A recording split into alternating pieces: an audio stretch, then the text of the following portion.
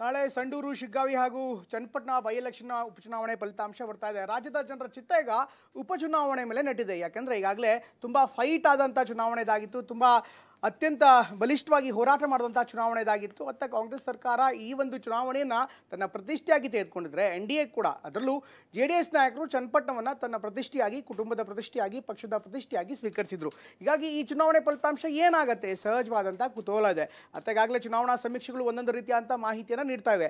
ಆದರೆ ಈಗಾಗಲೇ ಬಾಜಿ ಸೇರಿದಂತೆ ಅಲ್ಲ ಆಗ್ತಾ ಇರುವಂಥ ಬೆಟ್ಟಿಂಗ್ಗಳನ್ನು ನೋಡ್ತಾ ಇದ್ರೆ ಅದರ ಕತೆ ಬೇರೆಯೇ ಇದೆ. ಹಾಗಾದರೆ ಈ ಕುತೂಹಲಕ್ಕೆ ನಾಳೆ ತೆರೆ ಬೀಳ್ತಾ ಇದೆ. ಇದರ ನಡುವೆ ಇವತ್ತು ಏನೆಲ್ಲ ಟೆನ್ಷನ್ಸ್ ಇದೆ, ರಾಜಕೀಯ ನಾಯಕರು ಏನೆಲ್ಲ ಮಾತಾಡ್ತಿದ್ದಾರೆ ಉಪಚುನಾವಣೆ ವಿಚಾರವಾಗಿ, ಹಾಗೆ ತಯಾರಿ ಏನಾಗ್ತಾ ಇದೆ ಎಲ್ಲವನ್ನೂ ನೋಡೋಣ ಬನ್ನಿ.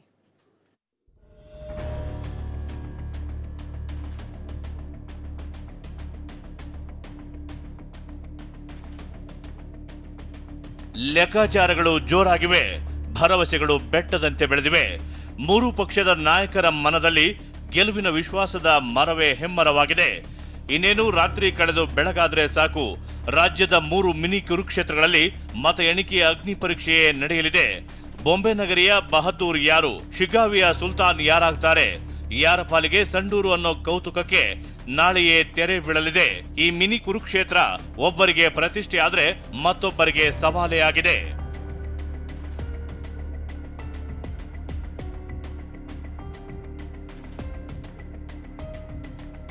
ಚನ್ನಪಟ್ಟಣ, ಶಿಗ್ಗಾವಿ ಹಾಗೂ ಸಂಡೂರು ಉಪಚುನಾವಣೆಯ ಫಲಿತಾಂಶ ಪ್ರಕಟಕ್ಕೆ ಕೌಂಟ್ ಡೌನ್ ಶುರುವಾಗಿದೆ.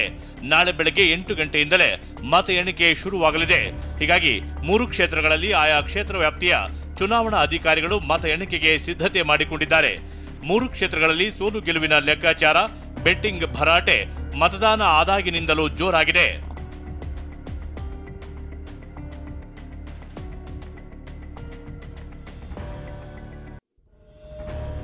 ಬೊಂಬೆ ನಗರಿಗೆ ಬಹದ್ದೂರ್ ಆಗೋರು ಯಾರು?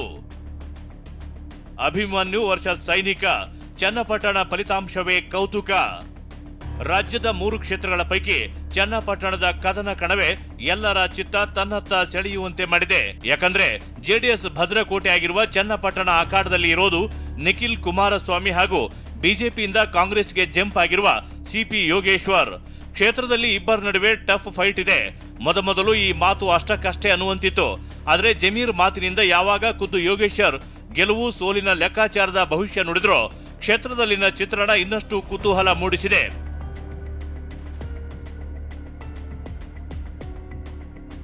ಹಾಗಾದ್ರೆ ಚನ್ನಪಟ್ಟಣದಲ್ಲಿ ಒಂದು ವೇಳೆ ನಿಖಿಲ್ ಕುಮಾರಸ್ವಾಮಿಗೆ ಅದೃಷ್ಟ ಒಲಿದ್ರೆ ಏನು ಕಾರಣ ಇರಬಹುದು ಅಂತೀರಾ? ಅದನ್ನೇ ತೋರಿಸ್ತೀವಿ ನೋಡಿ. ನಿಖಿಲ್ಗೆ 2ನೇ ಚುನಾವಣೆಯಲ್ಲಿ ಸೋತಿರುವ ಅನುಕಂಪ ಇದೆ. ಚನ್ನಪಟ್ಟಣ ಕ್ಷೇತ್ರದಲ್ಲಿ ಒಕ್ಕಲಿಗರ ಒಗ್ಗಟ್ಟು ಪ್ರದರ್ಶನ ಈ ಬಾರಿ ಜೋರಾಗಿಯೇ ಇತ್ತು. ಕ್ಷೇತ್ರದಲ್ಲಿ ನಿಖಿಲ್ ಯಾರಿಗೂ ಟೀಕೆ ಮಾಡದೆ ಪ್ರಚಾರ ಮಾಡಿದ್ರು. ಈ ನಡುವೆ ಕುಮಾರಸ್ವಾಮಿ ವಿರುದ್ಧ ಜಮೀರ್ ಕೊಟ್ಟ ಹೇಳಿಕೆ ಭಾರಿ ಸಂಚಲನ ಸೃಷ್ಟಿಸಿದ್ದಲ್ಲದೆ ಮತಬುಟ್ಟಿಗೆ ಒಳಏಟು ಕೊಟ್ಟಿರುವ ಸಾಧ್ಯತೆಯೂ ಇದೆ ಎನ್ನಲಾಗ್ತಿದೆ.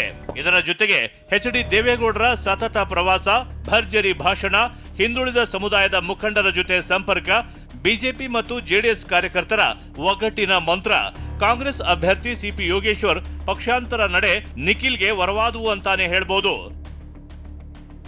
CP ಯೋಗೇಶ್ವರ್ ಗೆದ್ರೆ ಅವರಿಗೆ ಯಾವೆಲ್ಲ ಪ್ಲಸ್ ಆದವು ಅಂತ ನೋಡೋದಾದ್ರೆ,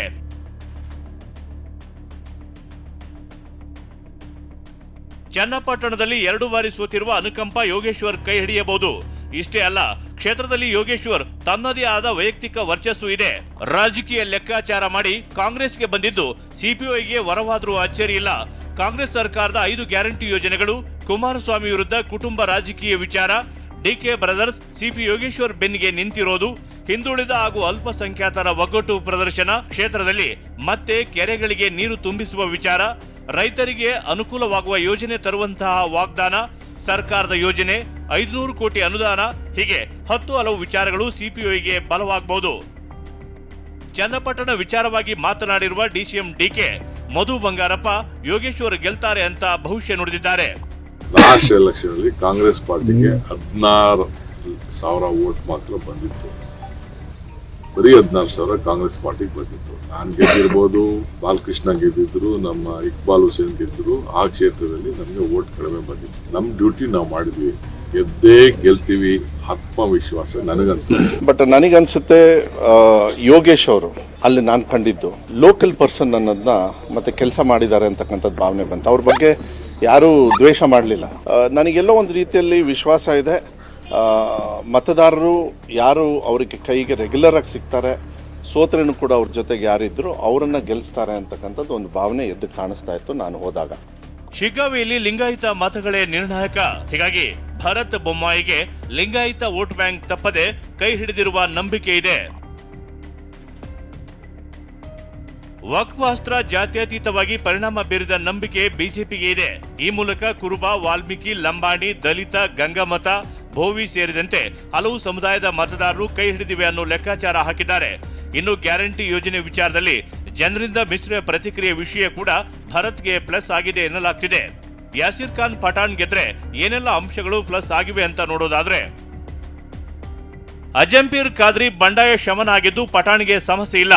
ಇಷ್ಟೇ ಅಲ್ಲ, ಸಚಿವ ಸತೀಶ್ ಜಾರಕಿಹೊಳಿ ನೇತೃತ್ವದಲ್ಲಿ ರಣತಂತ್ರ ಹೆಣೆದಿದ್ದು ವಾಲ್ಮೀಕಿ, ದಲಿತ ಮತದಾರರು ಕೈ ಹಿಡಿದ ಲೆಕ್ಕಾಚಾರ ನಾಯಕರಿಗೆ ಇದೆ. ಸಚಿವ ಜಮೀರ್ ಅಹಮದ್ ಮುಸ್ಲಿಂ ಮತದಾರರ ಓಲೈಕೆ ಮಾಡಿದ್ದು, ಪಠಾಣ್ ಪರ ಅಜಂಪೀರ್ ಖಾದ್ರಿ ಪ್ರಚಾರ ಮಾಡಿದ್ದು, ಸಿಎಂ ಮೂಡ ಸಂಕಷ್ಟದ ಅನುಕಂಪ ವರ್ಕೌಟ್ ಆಗಿದ್ದಲ್ಲದೆ ಕುರುಬ ಸಮಾಜದ ಮತ ಕಾಂಗ್ರೆಸ್ಗೆ ವಾಲಿದ ನಂಬಿಕೆ ನಾಯಕರಿಗಿದೆ.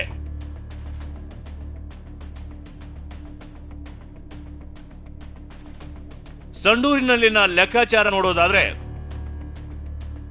20 ವರ್ಷದಿಂದ ತುಕಾರಾಂ ಮಾಡಿದ ಕ್ಷೇತ್ರ ಅಭಿವೃದ್ಧಿ, ಸಂಸದ ತುಕಾರಾಂ ಕ್ಷೇತ್ರದ ಪ್ರತಿ ಮನೆ ಮನೆಗೂ ಪರಿಚಯ ಇರುವುದು, ಸಂಸದರ ಪತ್ನಿ ಅನ್ನಪೂರ್ಣ ತುಕಾರಾಂ ಕ್ಷೇತ್ರದ ಪರಿಚಯ ಇರೋದು, ಮಹಿಳಾ ಮತದಾರರನ್ನ ಸೆಳೆಯುವ ಶಕ್ತಿ ಅನ್ನಪೂರ್ಣಗೆ ಇರೋದು, ಹೊರಗಿನ ವ್ಯಕ್ತಿಗೆ ಕ್ಷೇತ್ರದಲ್ಲಿ ಬಿಜೆಪಿ ಟಿಕೆಟ್ ಕೊಟ್ಟಿದ್ದು, ಸಚಿವ ಲಾಡ್ ವೈಯಕ್ತಿಕ ವರ್ಚಸ್ಸು ಕೂಡ ಕೆಲಸ ಮಾಡಿರೋದು, ಕಾರ್ಮಿಕರ ಮತಗಳು ಕಾಂಗ್ರೆಸ್ಗೆ ಬಂದಿರುವುದು ಪ್ಲಸ್ ಆದ್ರೂ ಅಚ್ಚರಿ ಇಲ್ಲ.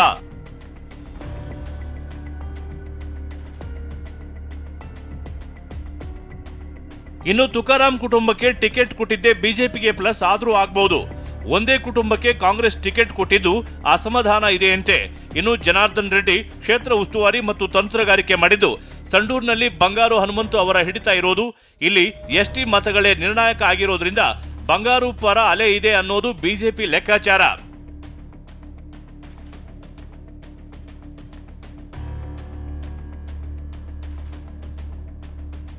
ರಾಜ್ಯ ರಾಜಕಾರಣದಲ್ಲಿ ತೀವ್ರ ಕುತೂಹಲ ಮೂಡಿಸಿರುವ ಬೈ ಎಲೆಕ್ಷನ್ ಬ್ಯಾಟಲ್ನ ಭವಿಷ್ಯ ನಾಳೆ ಗೊತ್ತಾಗಲಿದೆ. ಅಭ್ಯರ್ಥಿಗಳಿಗೂ ಡವಡವ ಶುರುವಾಗಿದೆ. Bureau report, TV9.